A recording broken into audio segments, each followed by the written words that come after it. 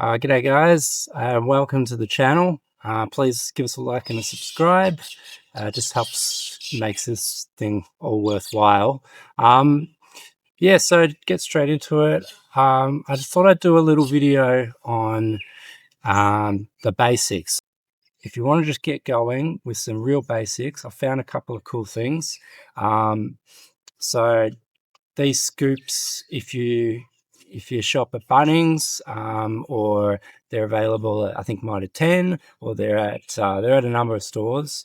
I've seen them even at like Anaconda and camping stores and things like that. These are great for prospecting. It's a deep scoop that just this will start you off in terms of like going hunting in rivers and things like that. The gold tends to run away from you. So these guys are great for getting in and under and just capturing that gold that might be, trapped in a corner somewhere. So I'm just digging into the dam, which isn't very good, but you get a good, easy scoop without the water just washing everything away. And these will absolutely grab the gold. So basic tool, but it is probably one of the most important ones. You're going to need a pan, but you could do it with a wok or a frying pan, or the old timers, it was gold panning because they were just using pans, like cooking pans, to find gold. So it's a bit harder. The surfaces aren't designed to catch gold like these sort of pans. And your top two brands will be Minelab and Garrett. And these are the ones you'll probably get for the cheap package. They sell like a 3-pack set for, $50 or $60. These guys are a bit more expensive, but they're heaps better at just because of the deeper ridges. And I don't know, I just prefer them. Maybe the color as well, to bring out the gold, although it shines pretty nice on the blue pan as well. But yeah, there you go. So that's the Garrett Gold Trap, I think it is. And the Super Sleuth Garrett, which I haven't got on me here, is really awesome. They've got even deeper grooves. And these grooves are what are going to catch your gold in the process. Here's a really cool one. That's your standard sort of larger size to work your bulkier material. And once you've worked it down, you sort of start collecting what you worked down for the day, put it in a bucket or put it in your little blue pan to finish. And this one you'll finish in this pan. So I'm just going to demo that process. I'll just run you through it. I'll run you through also the classification process is really important. There's a sifter that comes in that, I think, the Minelab 3-pack, which is not bad. I've seen a lot of people using these bucket classifiers, and they're really expensive. They're the Prospector engineered ones. They're offered, it's very top quality steel. You're basically paying for the steel and the fabrication process.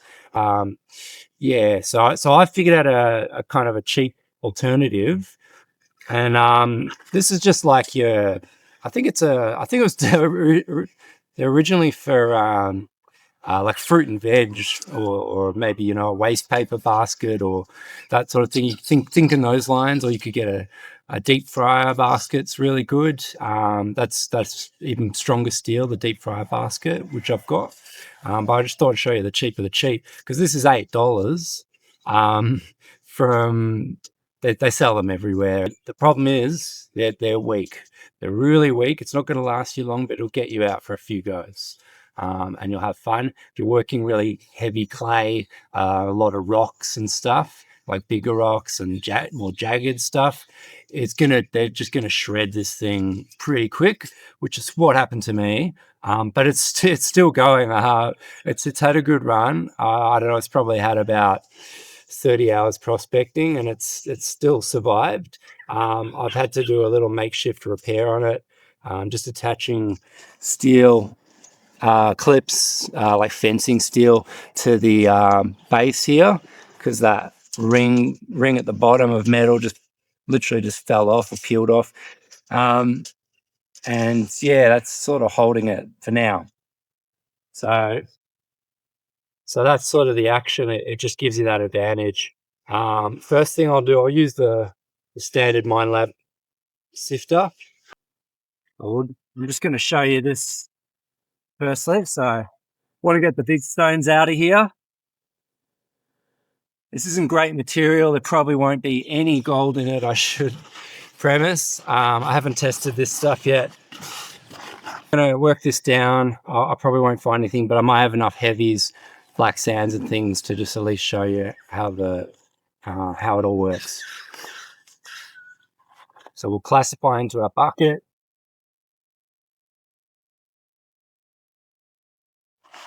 You just want to make sure that it's got a nice lip at the bottom of this one, and it'll just sit in your bucket well. So it'll all just drop down. Hopefully you can see that. And I've just got a small sample to work with, so it's nice and easy one. Not too many big rocks, but you might be doing a large amount. You might just have a ton of large rocks. So I've just taken a small sample. Like I said, unlikely I'll find anything. So this is just for a demo on some of these tools. So yeah, we can just set that aside. Set our rocks aside. You might want to look through them for nuggets if there are nuggets known to be nuggets in that area. Done with that. I'm going to now go to my bucket. I love this tool. I'll definitely want to get one of those. I think the prospecting ones are like 130, 140 from a few different people. You'll see a couple of pros using them. They're really good.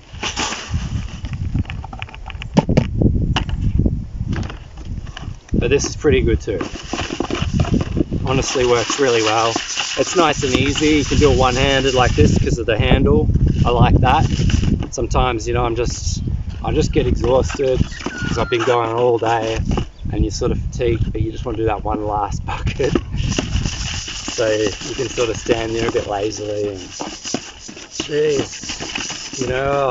yeah, that sort of thing. So it's pretty nice. And this is the best way to just really get into it.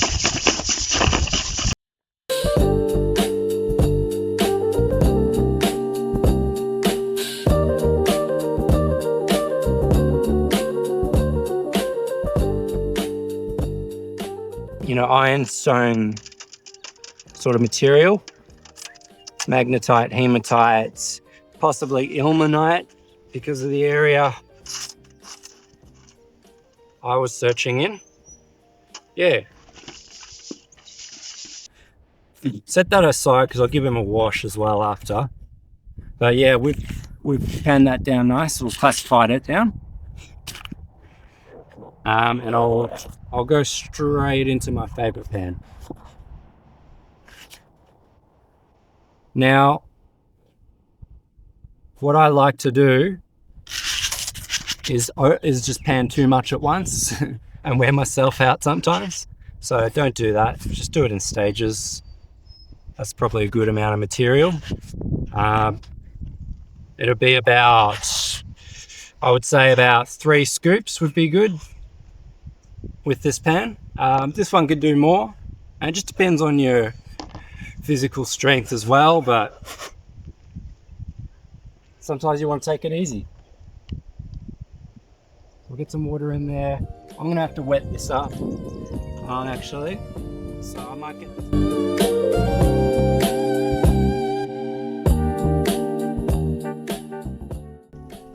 now, because it's ancient riverbed, it's ancient clay, and that kind of means more work, unfortunately. It's just a bit harder to break up, especially where I am. you might be in a spot where the clay is just easier on you. It's gentler. It's a bit easier to work. Where I am, it is so fine and mineral rich and tough that it just takes a while, and it's so hydrophobic that you just have to really work it. So I like to palm it into the pan, squash it around if I can, and break it up. This is actually feeling pretty good though, this one. Yeah. So what you can do, if you've got spare pans or a bucket or tub or something to pan into, it's always best when you're learning to use it. So I'm going to fill that with water, just so I can demo how you would avoid losing gold when you're learning.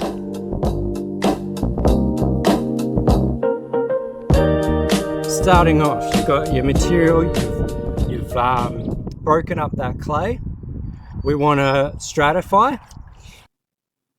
Yeah, so you just get your fingers in there like a claw. That claw. And we're just going to mix it until you can feel things aren't stuck to the bottom, and it's not like bunched up and not moving. It's when you're moving your hand around and giving it a light swirl, you can feel everything is definitely moving around. And what that's going to do, as we shake it, and now we can just sort of work the pan, as we swirl it and shake it, it'll send all that gold to the bottom of the pan. So if there was any at the moment, it would be at the bottom. And it's just a circular motion, round and round to start. There was a master panner I met, Shane, I was in Reedy Creek in Victoria. He always described it to me as, like, you've got to really shake it, you've got to really splash it around, but like a tennis ball. If you can imagine it circling a tennis ball, drawing a tennis ball pattern, that will kind of bring everything into the middle.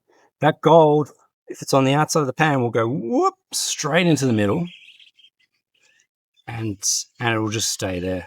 Everything light will get sent around it. It'll just be going around and around as the gold just sits in the middle of the pan. If you get that technique right. So I like to use one hand, but especially with this pan, I think it is designed for that. But you can, the best way is obviously to get two hands on there and control it. Really get it going once it's all moving around.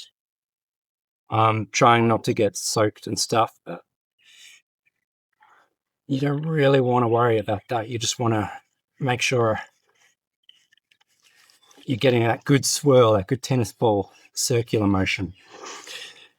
And then once you've done that for a few rounds, you shake side to side, but gently. It's really quick, back and forth, back and forth, back and forth.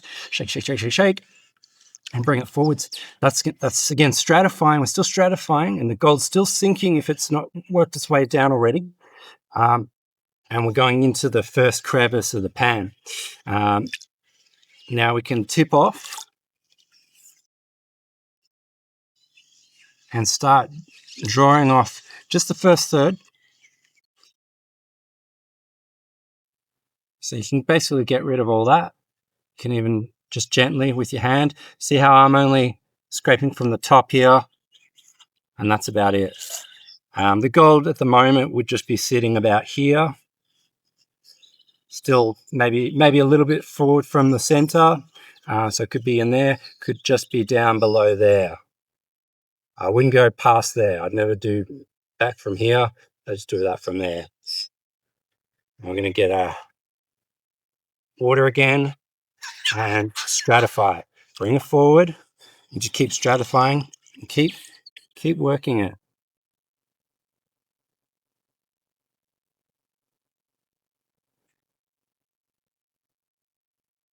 Okay.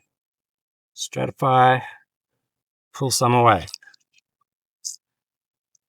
Tilting the pan back, making sure we're getting getting the gold to come down here as we stratify, and then tilting forward, just gently, taking a bit off. And then you're going to stop using that left hand, or right if you're left-handed, to scrape in a minute as we get down, as the material gets less. So stratify, tip some off, stratify. Sometimes I like to do that a little bit. Stratify, and we'll tip off. Stratify, shaking, tip away. Now we're going to stop with that scraping action because we're getting low. I'd say I've probably got 1 scoop left, if that.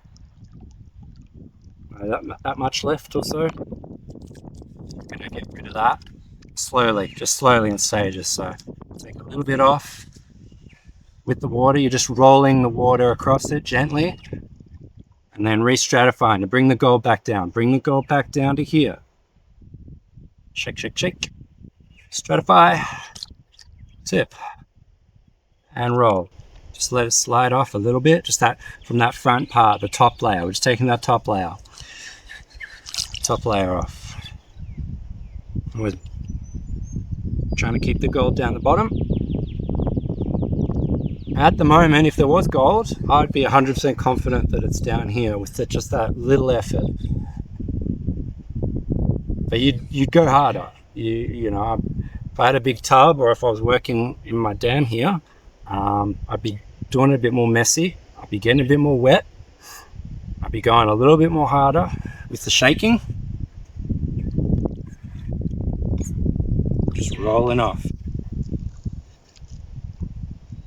And because you'd be doing it into a tub or into another pan, and if you're not confident, you can always now check that, because we've got it all contained still. There wasn't any gold and look, sometimes gold's so fine that it just floats. It's hydrophobic, and you might not have worked it well enough, or whatever's happened, and some of it can escape. There's a chance of that. Some of it can escape. Almost lost my pan then.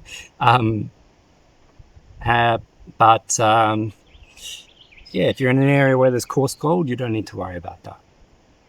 And what I should be left with will be small hematite, magnetite, the heavies, maybe some gems if I'm lucky, or crystals, and gold, or platinum, or copper, all the heavy stuff, or just lead shot, buckshot, that sort of thing. But that's a good sign. When you're finding buckshot, you're going to find gold usually, if there is any. So I'd keep checking that spot.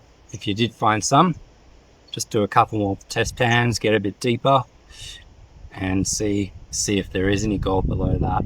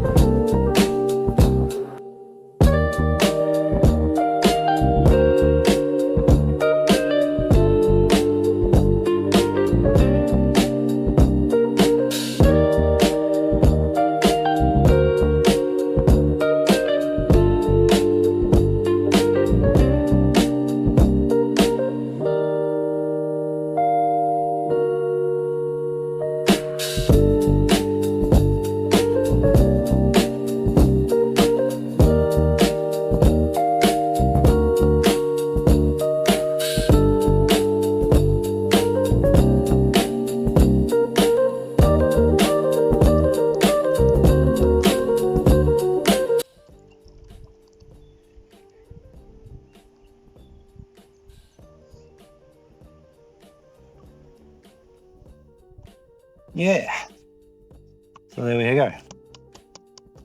And the underwhelming review for this pan, which I might just not bother with even. Is there any shots in there? No.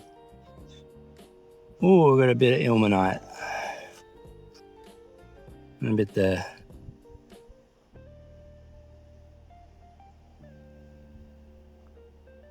That's like iron crystals basically.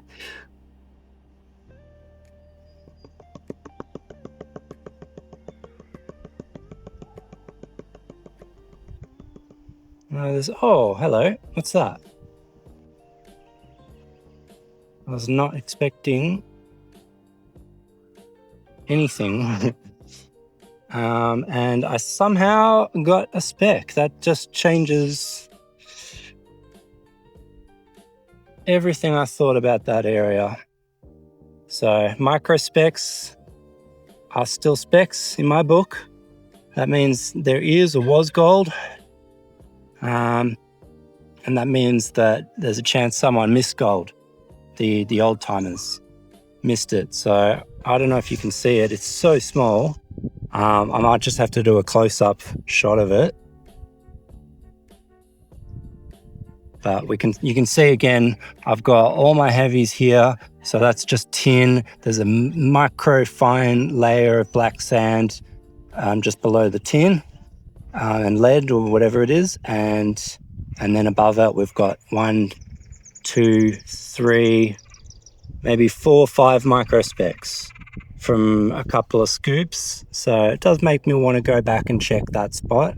So just to help, so you can see it, I'm tipping the water out carefully. And I'm just going to bring that forward.